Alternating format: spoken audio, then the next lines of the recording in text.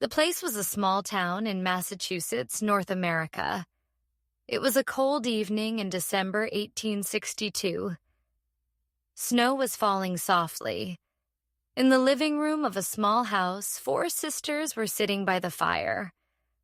Their names were Meg, Jo, Beth, and Amy March. Meg was 16 years old. Jo was 15. Beth was 13 years old, and Amy was 12. Their mother, Mrs. March, was not in the house. She was visiting a poor, sick family. Their father, Mr. March, was far away from home. It was wartime. Mr. March was working in a hospital for soldiers. The 4 sisters were knitting with wool. They were knitting socks for the soldiers. They worked and they talked. "We are poor," said Meg, the eldest girl. "It is terrible." Meg was very pretty. She had large eyes and soft brown hair. "Other girls have lots of pretty things," said Amy, the youngest girl. Amy had golden hair and blue eyes. "I hate girls' work and girls' things," said Jo. She was tall and thin. She had beautiful long red hair. "I don't want to stay at home," she said. "I want to fight in the war." Then Beth spoke. "Yes, we are poor," she said. "But we are lucky, too. We have father and mother, and we have each other." Beth was very shy. She was afraid of strangers, but she loved her family very much. "Yes, we have each other," said Jo, and the girls were happy again. "It's 6 o'clock," said Meg. "Be quick, everybody. Mother is coming. We must get supper ready." Jo brought more wood for the fire. Meg lit the lamps. Beth and Amy put the food on the table. The door opened and Mrs. March came into the room. Mrs. March was not beautiful, but she was very kind and good. Her daughters had a special name for her.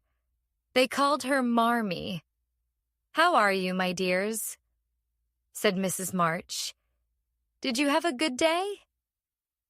"Yes, thank you, Marmee," replied the 4 sisters. "Come, sit down by the fire, Marmee," said Meg. "Supper is ready." After supper, Mrs. March said, "Girls, I have a wonderful surprise." Everybody was excited. "Is it a letter from Father?" asked Jo. "Yes," replied Mrs. March. "Father has a Christmas message for all of you." The girls read their father's letter. A few days later, it was Christmas Day.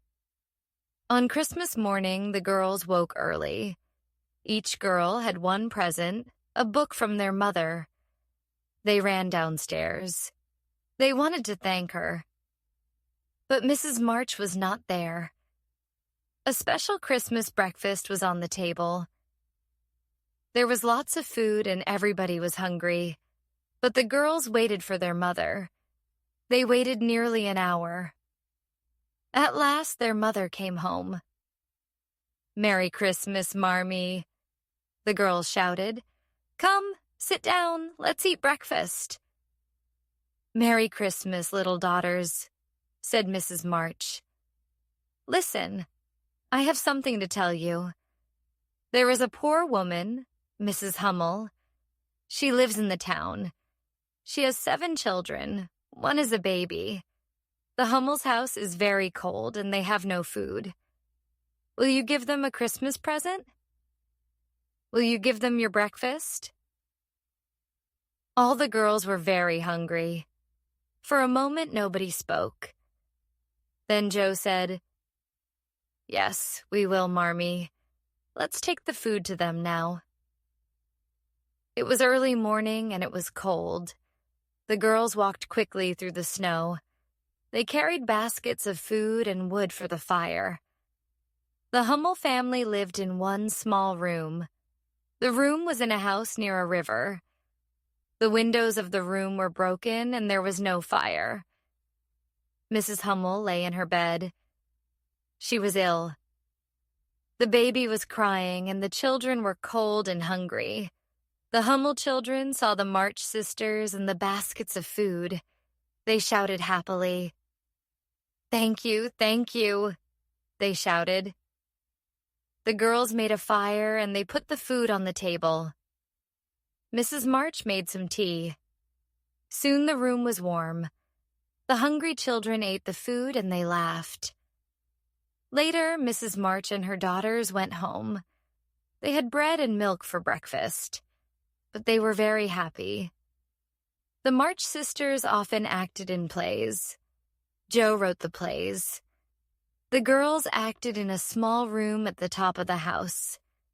They put on brightly colored clothes, and they enjoyed themselves. On Christmas evening, the girls acted in a play. All their friends came. Everybody enjoyed the play. Later, their friends went home, and the girls had a lovely surprise. Mrs. March called to them. "Supper is ready," she said.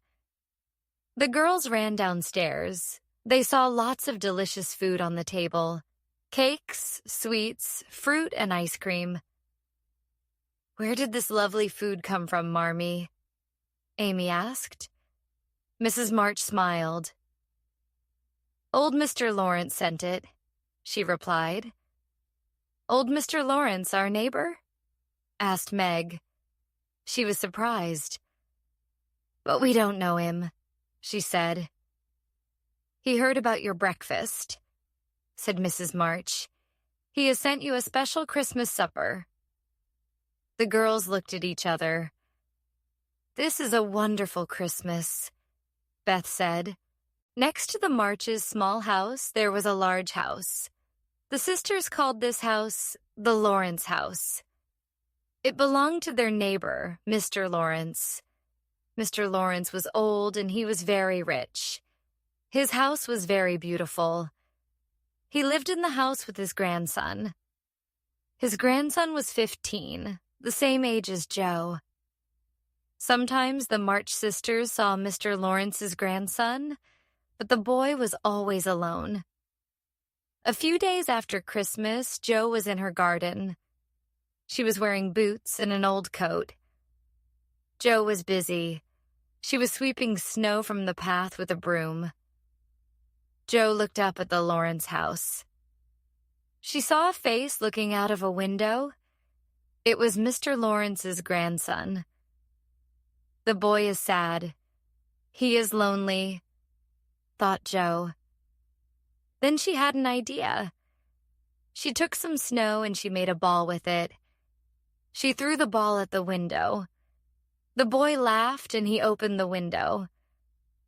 "Hello," called Joe. "Are you ill?" "I was ill last week," said the boy. "I'm better now, but I'm very bored. I am not doing anything." "I'll visit you," said Joe. "Yes, please come," said the boy. A few minutes later, Joe knocked on the door of the Lawrence house. She was carrying a small basket. The basket was full of apples and cakes. The boy opened the door and Joe gave him the basket. "These things are for you," she said. "They are from my mother." "Thank you very much," said the boy. "Please come in. My name is Lori, and you're Joe, aren't you?" "Yes," said Joe. She was very surprised. "How do you know my name?" "I know your name," said Lori. "I know all your sisters' names. You call to each other in your garden. Sometimes I see you with your mother," Lori said sadly. "I have no mother. My parents are dead. So I live here with my grandfather. But my grandfather is not at home today." "Lori is rich, but he's very lonely," thought Joe. "I am poor, but I have a family and I have a happy home." "Please visit us," said Joe. "We are neighbors. Let's be friends too." Joe and Lori talked all afternoon. Joe talked about her family. Lori talked about his life. He did not go to school. A teacher, Mr. Brooke, came to the house every day. Mr. Brooke taught Lori his lessons. "Come into our library," said Lori. "We have many fine books in the library." The library was a beautiful room with big windows. There were hundreds of interesting books on the shelves. There were many fine pictures on the walls. "What a wonderful room," said Joe. Suddenly, Lori and Joe heard a noise. "Grandfather has come home," said Lori. "I must go to him. Please stay here." Lori went out of the library. Joe stood by the fire. There was a picture of old Mr. Lawrence on the wall. Joe looked at the picture. The door of the library opened, but she did not turn round. "Lori," she said. "Mr. Lawrence, your grandfather is not handsome, but he has a kind face. I like him." "Thank you," said a voice. Joe turned round quickly. Mr. Lawrence was standing near the door. "Oh," she said. "I am sorry." "So I'm not handsome?" asked Mr. Lawrence. "Well, no, sir." "But I have a kind face?" "Yes, you do, sir," replied Joe. Mr. Lawrence laughed. "I knew your grandfather," he said. "He was a good man. Now, have some tea." Lori was very happy. Lori and Joe drank tea and they talked. Mr. Lawrence watched them. "My grandson is happy," he thought. "He was lonely. He must have some friends." Later, Joe went home. She told her mother and her sisters about the Lawrences' beautiful house. "Marmee, please let Lori visit us," she said. "Yes, dear," replied Mrs. March. "Your new friend Lori will be welcome in our house." Lori and the March sisters became good friends. They visited each other often. They had many happy days together. Everybody liked Lori and his grandfather. Meg, Joe, and Amy all went to the Lawrence house. Meg loved flowers and gardens. She liked the garden at the Lawrence house very much. It was winter and there were no flowers, but there was snow on the trees. They were very beautiful. Joe wrote plays and stories, and she loved books. She liked the library at the Lawrence house. Amy liked the library too. She painted pictures. She liked the paintings on the library walls. But Beth did not visit the Lawrence house. She was very shy. She was afraid of old Mr. Lawrence. Beth did not go to school. She learned her lessons at home. Beth's life was quiet, but she was very happy. She helped her mother with the housework. She learned her lessons every day. Beth loved music. The Marches had a piano, but it was very old. Beth tried to play the piano, but the music did not sound very good. One day, Mr. Lawrence spoke to Mrs. March. "Do your daughters play the piano?" he asked. "Beth plays the piano," Mrs. March replied. "I have a beautiful piano," said Mr. Lawrence, "but nobody plays it now. Will Beth come to my house? Will she play the piano?" "Beth is very shy," Mrs. March said. "Lori and I are often out of the house," said Mr. Lawrence. "Beth must come then. We will not hear her playing the piano." Mrs. March told Beth the news. Beth was very happy and excited. She wanted to play Mr. Lawrence's piano. The next day, Beth went to the Lawrence house. The house was very quiet. "Good," thought Beth. "Everybody is out of the house." The piano was in the living room. Beth walked very quietly into the room. She touched the piano. How beautiful it is, she thought.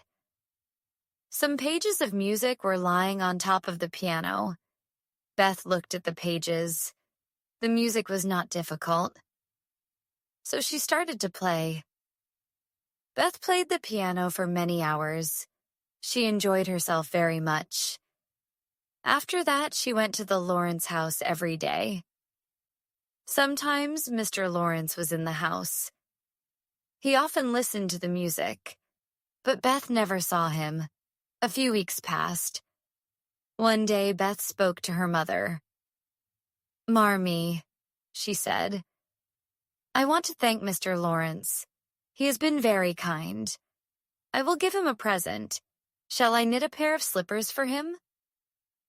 "Yes, Beth," replied Mrs. March. "That's a very good idea." Beth bought some wool and she made a beautiful pair of slippers. She took them to the Lawrence house. Mr. Lawrence was away from home. So Beth wrote a short note. She put the note and the slippers on a table. Then she went home. Oh, thought Beth. Mr. Lawrence did not like the slippers. The next morning, Beth walked by the river. She was sad. Later, she went home. Her sisters were waiting. They were very excited. "Beth, Beth, come quickly," they called. "You have a present. Come and see." They took Beth into the living room. In the middle of the room was a beautiful little piano. On top of the piano, there was an envelope. "Open the envelope, Beth," said Joe. "Please open it for me," said Beth. Joe opened the envelope. She pulled out a note. She read it to her mother and sisters. Beth was very excited. "Mr. Lawrence has given me this piano," she said. "I am very lucky." Beth sat down at the piano and started to play. The piano sounded beautiful. But suddenly she stopped playing. "I must thank Mr. Lawrence now," she said. Beth was not shy anymore. She ran quickly to the Lawrence house and went inside. Mr. Lawrence was in the library. Beth ran to him and she kissed him. Then she said, "Dear Mr. Lawrence, thank you so much for my beautiful piano." Beth was not afraid of Mr. Lawrence anymore. It was Saturday afternoon. Meg and Joe were in their bedroom. They were putting on their coats. They were going out. Amy came into the bedroom. "Where are you going?" she asked. "Don't ask questions," said Joe. "We're going to the theater with Lori," said Meg. "We're going to see a play." "Oh," said Amy. "I want to come with you, please." "No," said Joe. "You are too young." "I'm not too young," she said. "I'm 12 years old. Please, please let me come with you." Joe often became angry very quickly. She became very angry with Amy. "No, Amy," she said. "We will not take you with us. Please go away." Amy started to cry. At that moment, Lori arrived at the house. "Meg, Joe, are you ready?" he shouted. "We're coming," Joe replied. Joe and Meg ran downstairs. Amy stopped crying. "You'll be sorry, Joe March," she shouted. Joe and Meg had a wonderful time at the theater. They returned home in the evening. Amy was reading a book. She did not ask them questions about the play. The next day, Meg, Beth, and Amy were sitting in the living room. They were sitting by the fire. Suddenly, Joe ran into the room. She was very upset. "Where is my book of stories?" she asked her sisters. "Have you seen it?" Joe often wrote stories. She wrote them all in a little book, but today she could not find her book. "I haven't seen your book," said Meg. Have you seen it, Beth? No, said Beth. Amy was very quiet. She did not say anything. Amy, where is my book of stories? Asked Joe. I don't know, replied Amy. Yes, you do know, said Joe. Tell me immediately. Where is it? You'll never see it again, said Amy. Why not? Asked Joe. I burnt it, said Amy. You didn't let me come to the theater yesterday, so I threw your book of stories on the fire. Joe was very angry. She held Amy's arms and shouted at her. You bad, bad girl, Joe shouted. I wrote those stories for Father. Now they are gone forever. Suddenly, Amy was sorry. She started to cry. Please forgive me, Joe, Amy said. I'm very, very sorry. Tears fell from her eyes. I'll never forgive you, said Joe. Never. Joe did not speak to Amy again that day. She was very angry and upset. The next day, the weather was very cold. There was a river near the March's house. The river had frozen. It was ice. Laurie came to the March's house. He was carrying a pair of ice skates. Let's go to the river, Joe, he said. We'll skate on the ice.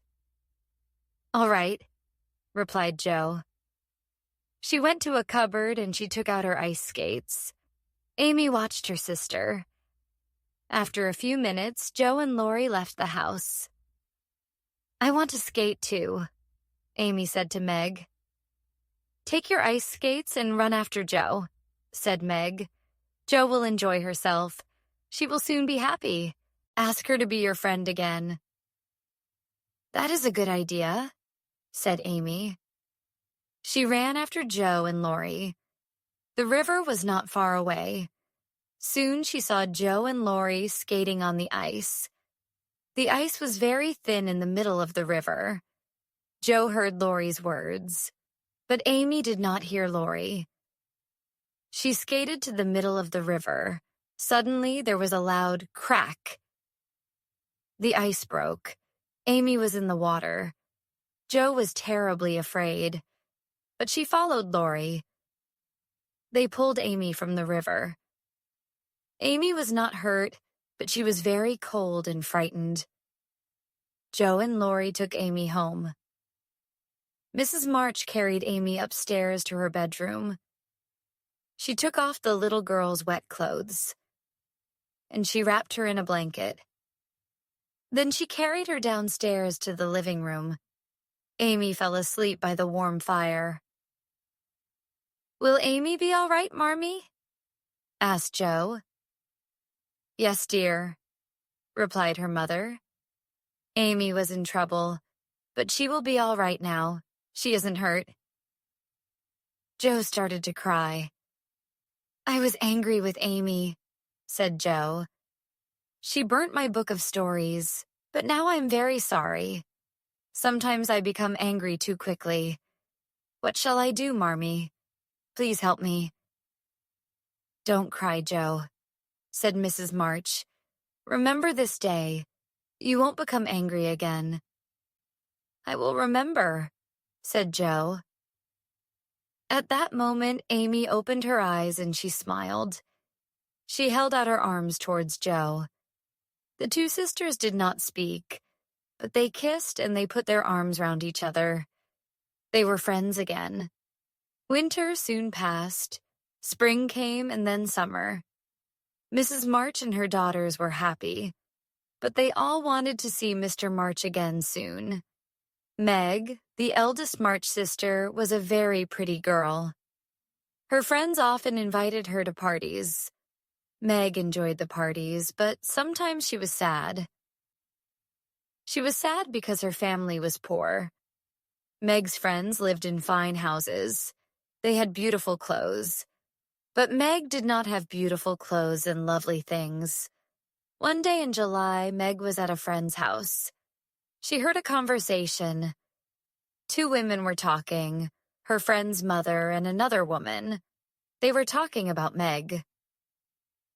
"Meg March is a kind and lovely girl," said one woman, "but her family is poor." "The Marches live near the Lawrences," said the other woman. "The Lawrences are very rich. Does Mrs. March have marriage plans for her daughters? Will one of them marry Mr. Lawrence's grandson?" Meg heard these words and she was very upset. "I like Laurie very much," she thought, "but I do not want to marry him. We don't think about Laurie's money. He is our best friend." Meg went home. She spoke to her mother. "Marmee, do you have marriage plans for us?" she asked. "Marriage plans," said Mrs. March. Meg told her mother all about the women's conversation. Mrs. March was very angry. "Those women are very foolish," she said. "My daughters are beautiful and good and happy. They will marry good husbands. But good men are not always rich men." Mrs. March said, "Love is more important than money. Don't marry a rich man without love, Meg. Marry a poor man with love. Then you will be happy." The next day, a letter arrived for Jo. Jo read the letter to her sisters. "A picnic. That will be exciting," said Amy. "Please, Marmee, we want to go on the picnic." "Very well. Go on the picnic," said Mrs. March. "You will have a good time." The next day was warm and sunny. Laurie and his new friends walked to the river. The March girls met them there. They all brought baskets of food. They put the baskets into the 2 small boats. The March sisters sat in the boats. Laurie and his friends rowed the boats on the river. Then they got out and they found a good place for the picnic. Everybody was hungry and the food was delicious. Later, Jo, Laurie, Beth, and Amy talked to Laurie's friends and they played games. Meg was reading a German book. She did not understand some of the words. Mr. Brooke, Laurie's teacher, was a quiet young man. He had brown eyes and a kind face. He often looked at Meg, but Meg did not see him looking at her. "You're a very good teacher, Mr. Brooke," said Meg. "Thank you," replied Mr. Brooke. "I enjoy my work. Laurie is a very good student." Everybody had a good time at the picnic. At last, they had to go home. The next day, Meg was looking for her gloves. "I've lost a glove," she said. "Have you seen it, Jo?"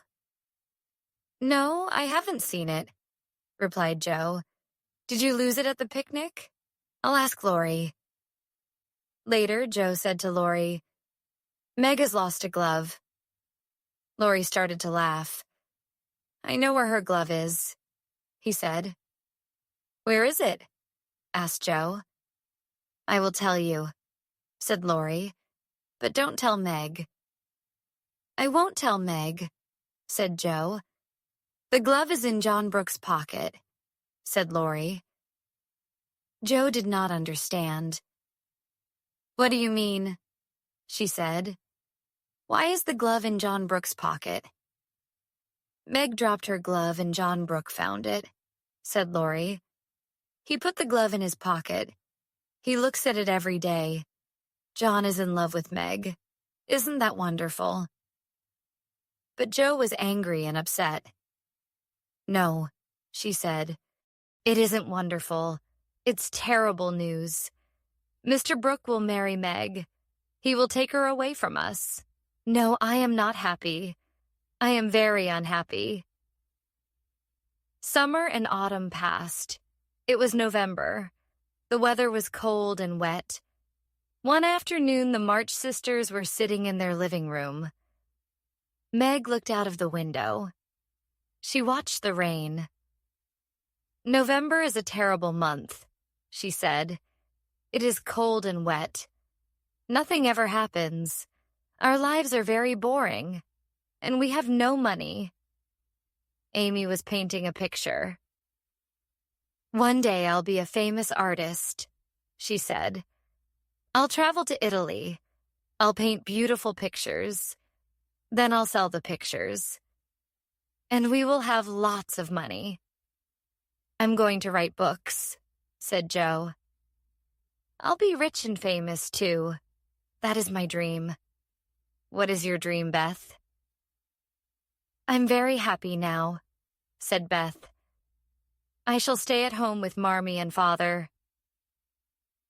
Meg looked out of the window again. Suddenly she said, There's Laurie. He's coming to the front door. A few moments later, Laurie came into the room. He was holding a small envelope in his hand. He was worried and upset. What is it, Laurie? Said Joe. Is something wrong? Where is Mrs. March? Said Laurie. I have come from the post office. Laurie held up the envelope. This is a telegram for your mother. It's from Washington, he said. At that moment, Mrs. March came into the room. Laurie gave her the telegram. Mrs. March opened it and she read it quickly. Then she sat down in a chair. Her face was white. I must go to Washington, said Mrs. March. I will go on the train tomorrow morning. Joe, run to the post office. Send a telegram to the hospital. Send this reply. I will come immediately. Meg, Beth, Amy, come and help me. I have to pack my case. The three girls started to help their mother. Joe put on her hat and she went out. Laurie went home. Mrs. March went to her desk in the living room. She opened a drawer. There was some money in the drawer. She looked at the money. There was not very much.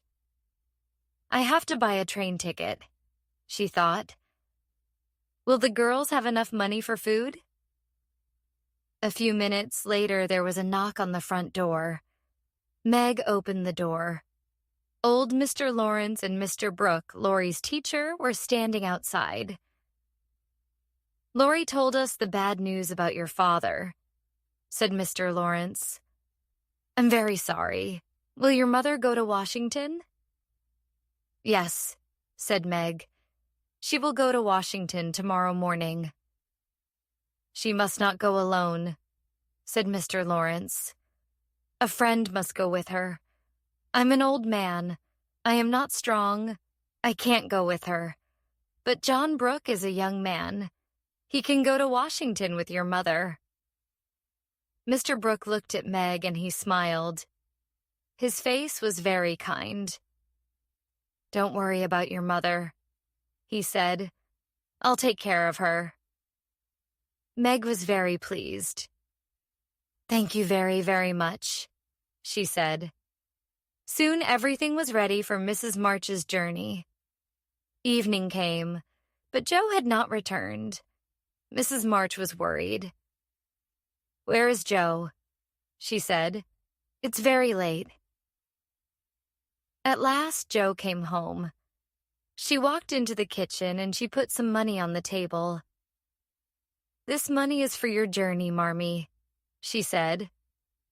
Mrs. March looked at the money. Then she looked at Joe. She was very surprised.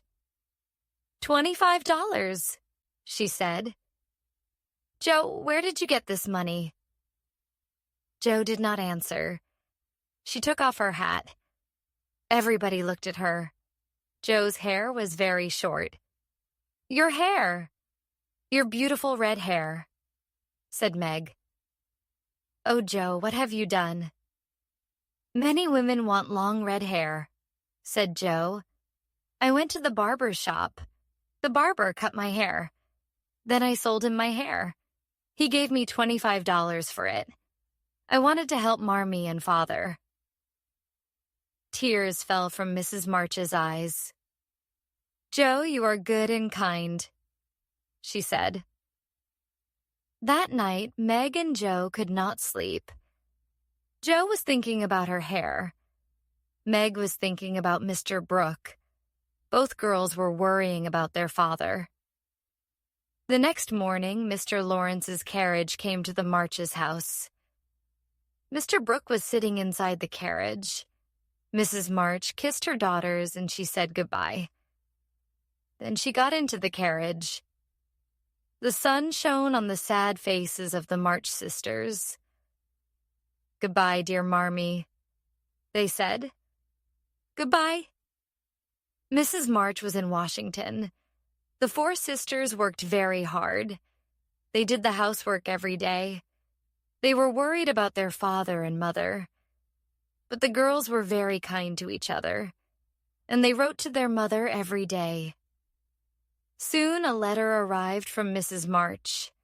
The girls were happy, and soon Meg, Joe, and Amy forgot about the housework. Beth did not forget. She did her own work, and she did her sister's work too. One afternoon, Beth, Meg, and Joe were talking. Amy was not at home. "Meg," said Beth, "please will you visit the Hummel family? Marmee often visits them. Marmee is not here. We must visit the Hummels." "I'm sorry, Beth. I'm very tired today," said Meg. "Joe must go to the Hummels' house." "I can't go," said Joe. "I'm going to meet Laurie. I can't visit the Hummels today. You must go yourself, Beth." "I visited the Hummels every day this week," said Beth. "The baby is ill and I am very worried." "Oh," said Meg. "Amy will come home soon. Then she must visit the Hummels." An hour passed, but Amy did not come home. Meg and Joe went upstairs. Meg looked at a new dress. Joe wrote a story. They forgot about the Hummels. Beth waited. At last, she put on her coat. She put some food in a basket and she went out. Meg and Joe did not see her leaving. Later, Beth returned. She did not speak to anybody. She went upstairs to her mother's bedroom and she shut the door. An hour later, Joe found Beth. Beth was sitting on her mother's bed. Her face was white, and she was crying. She was holding a bottle of medicine. "What is wrong?" Joe asked. "Oh, Joe, the baby is dead," said Beth. "Which baby?" asked Joe. "The Hummel baby," replied Beth. "I went to the Hummel's house this afternoon. The baby was very ill. Mrs. Hummel went to get the doctor. I held the baby in my arms, but it died." "Oh, Beth, that is terrible," said Joe. "What happened next?" "Mrs. Hummel came back with the doctor," said Beth. The doctor looked at the baby. He said, "This baby had scarlet fever." "Scarlet fever," said Joe. "Yes," Beth said. "The doctor gave me this medicine. He said, 'Go home immediately, drink some of this.' And now I have a headache and I'm very hot." Suddenly, Joe was afraid. "Has Beth got scarlet fever?" she thought. "It is a very dangerous illness." "Don't worry, Beth," Joe said. "I'll tell Meg. We will get Marmee's doctor." Meg was very worried. Beth went to the Hummel's house every day. She said to Joe, "We must get Dr. Bangs immediately." Dr. Bangs came and he looked at Beth. Then the doctor spoke to Meg and Joe. "Beth has scarlet fever," he said. "Who will take care of her?" "We will," said Meg. "Joe and I have had scarlet fever. We are safe." "Has Amy had scarlet fever?" asked Dr. Bangs. "Amy hasn't had the fever," replied Meg. "She will not be safe here. She must stay with Father's aunt, Aunt March." "Good," said Dr. Bangs. "Take care of Beth. I'll come again tomorrow." The doctor left the house. Joe spoke to Meg. "We must write to Marmee," she said. "We must tell her about Beth." "No," said Meg. "Marmee is taking care of Father. She can't come home now. Marmee must stay in Washington. We must not tell her about Beth." Joe started to cry. "Washington is many miles away," she said. "We were wrong, Meg. We didn't visit the Hummels. Beth went there every day, and now she has scarlet fever. Oh, Meg, what are we going to do?" Meg put her arms around Joe. "Don't cry, Joe," she said. "Beth has scarlet fever, but she will get better soon. Now we must take care of her." The next day, Amy went to Aunt March's house. Meg and Joe took care of Beth. Beth was very ill. The days passed and she did not get better. Beth could not eat. She slept for many hours. Sometimes she was awake, but she could not remember things. Sometimes she called Joe. Meg. Sometimes she called Meg. Joe. Beth said her mother's name again and again. Joe and Meg were worried and afraid. One morning, the two girls were talking. "Let's send a telegram to Marmee," said Joe. "Let's tell her about Beth now. Then she will come home." "All right," said Meg. She sat down and she wrote the words for a telegram.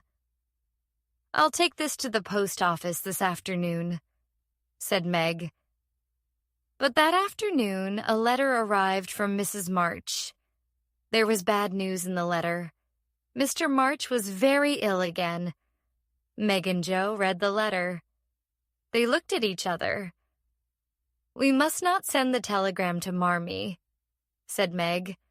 "Beth is ill, but Father is ill too. Marmee must stay with him. She can't come home now." A week later, it was the first day of December. The weather was very cold. The wind blew all day and snow fell. In the morning, Dr. Bangs visited the house. He looked at Beth for a long time. Then he spoke to Meg and Joe. "Beth is very, very ill," he said. "Your mother must come home immediately. I will come back tonight."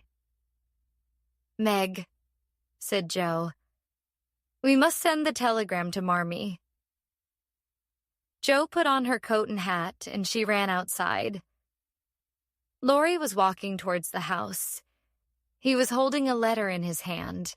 He was very happy and excited. "I have good news," he said. "This letter is from John Brooke. Your father is getting better now. But what's wrong, Joe? Where are you going?" "I'm going to send a telegram to Marmee," replied Joe. "Dr. Bangs visited Beth. She is very, very ill." Joe started to cry. Laurie held Joe's hand. "Dear Joe," he said, "Grandfather and I will always help you. Please remember that."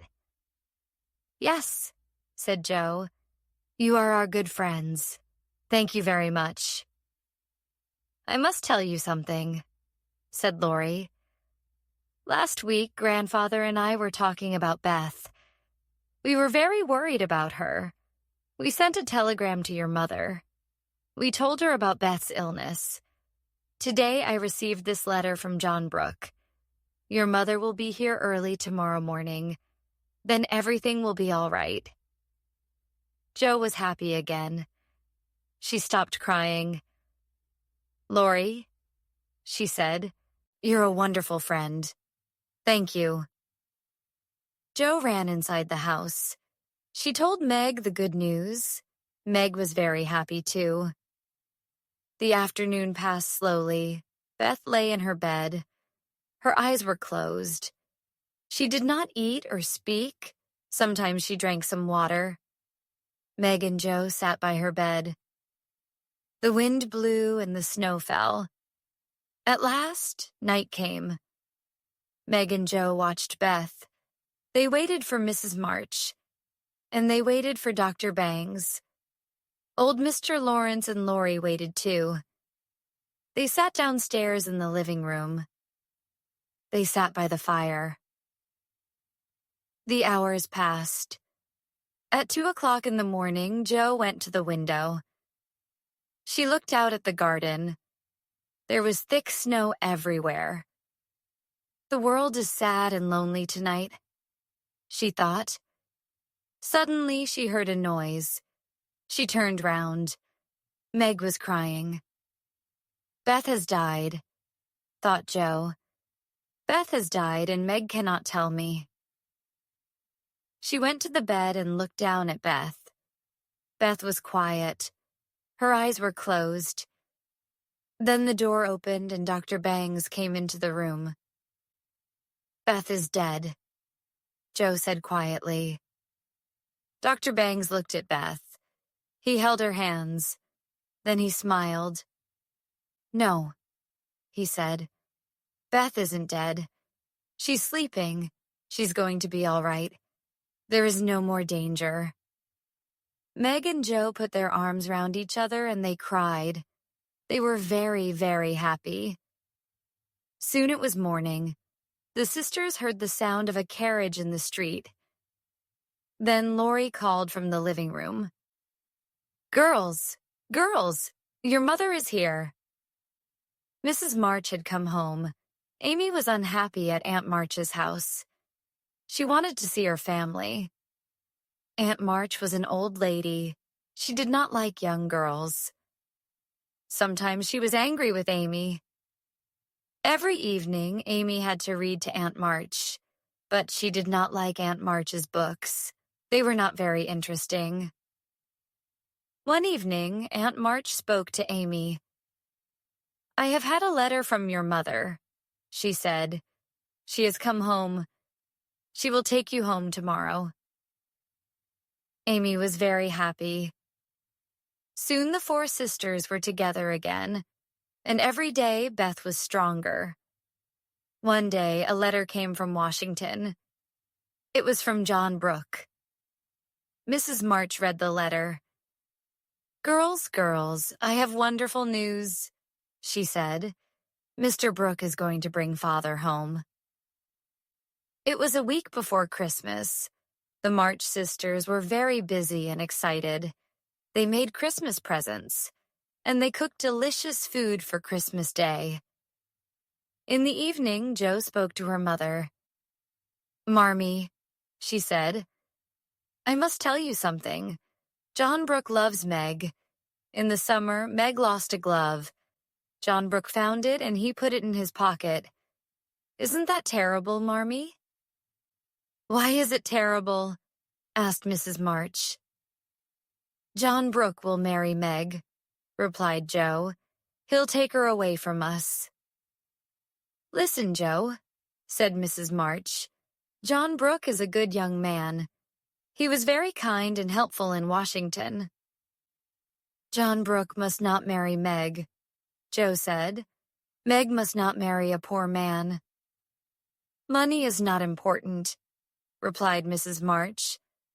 John is good and kind. He loves Meg very much, but Meg is young. She is only 17. They must wait. Please don't be sad, Jo, Mrs. March said. One day you will leave this house too. You will meet a good man and you will marry him.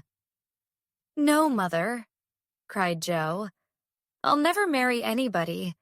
I want to be a famous writer. At last it was Christmas Day. Everybody had some presents. Everybody was happy. In the afternoon, Laurie and old Mr. Lawrence came to the March's house. They brought presents. Everybody talked and everybody laughed.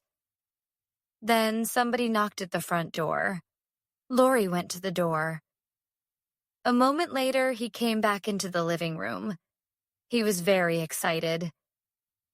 Here is another Christmas present for the March family, he said. A tall man was standing behind Laurie.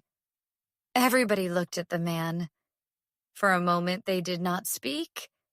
Then the girls shouted together, "Father!" All the sisters ran to their father. They put their arms round him. Everybody was talking and crying. "This is the best Christmas present," said Amy. Then another man came into the room. It was John Brooke. Meg ran towards him. "I'm very happy to see you, John," she said. "Thank you. You have brought Father home to us." Later, everybody ate Christmas dinner. Then the Lawrences and John Brooke went home. The March family sat by the fire. Mr. March looked at the faces of his 4 happy daughters. "My dears," he said, "this year has been very long and difficult. You had to work very hard. I left home and you were girls. Now you have grown up. You are 4 fine women." The Marches were together again. Every day Mr. March and Beth were stronger. Laurie and old Mr. Lawrence often visited the Marches, but John Brooke did not come with them. Meg was sad. She wanted to see John very much. "I don't understand," she thought. "Why doesn't John visit us?" One afternoon, Meg and Joe were talking. Joe saw an umbrella by the front door. "Whose umbrella is that?" she asked. "I've never seen it before." "It's John Brooke's umbrella," replied Meg. "He left it here on Christmas Day. He has forgotten it." "Meg," said Joe, "do you like John Brooke? Do you love him? Are you going to marry him?" "No, no," Meg said. "I'm too young for marriage. Please don't ask me these questions, Joe." "Then you don't love him?" said Joe. "Oh, I don't know," said Meg. Joe looked out of the window. "Meg, John Brooke is outside now," she said. "He is coming to the front door. You don't love him, Meg. He must go away. Please tell him." Meg ran to the stairs. She wanted to hide in her bedroom, but it was too late. John Brooke came into the house. "Good afternoon," John said. "Do you have my umbrella? I left it here." He smiled. Then he said, "How is your father?" "He's very well, thank you," said Joe. "We'll bring him." Joe went upstairs and Meg started to follow, but John Brooke stopped her. "Please don't go, Meg," he said. "I must say something to you." "Oh," said Meg. "Let's talk in the living room." John and Meg went into the living room. Meg sat down and John Brooke sat beside her.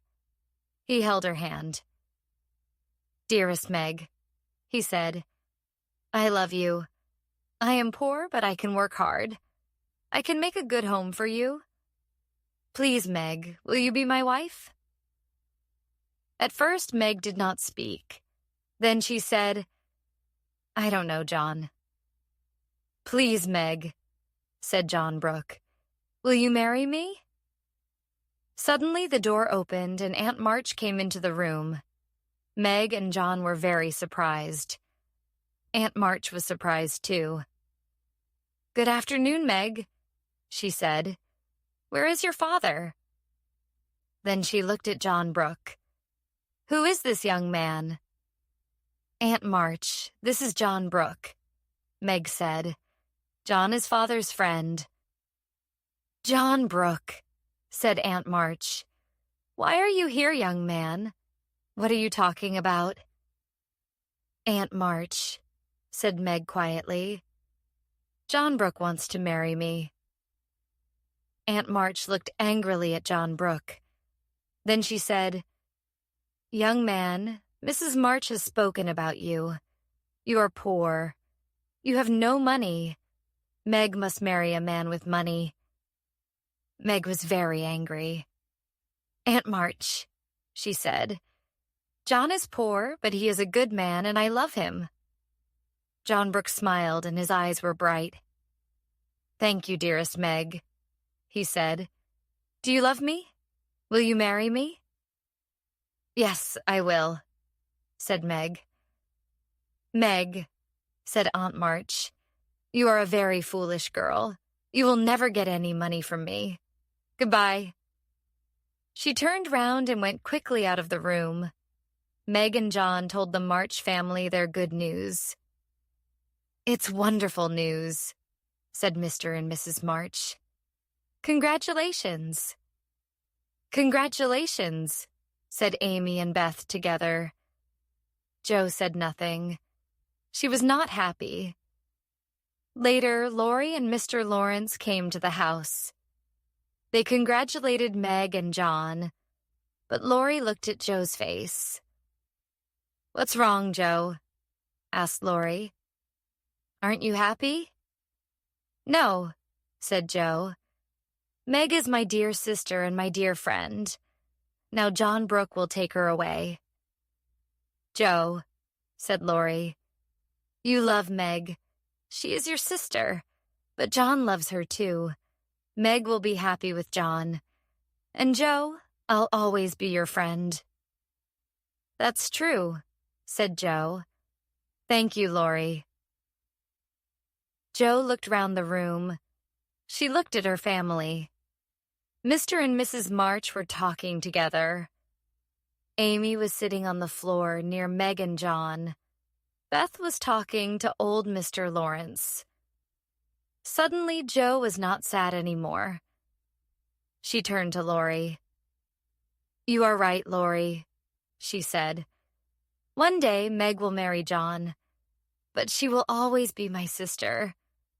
We will always love each other." "That's right, Jo," said Laurie. Jo went over to Meg. She held Meg's hands and she kissed her face. "Congratulations, dearest Meg," she said. "I am very happy for you. And congratulations, John. You are our brother now. Welcome to our family."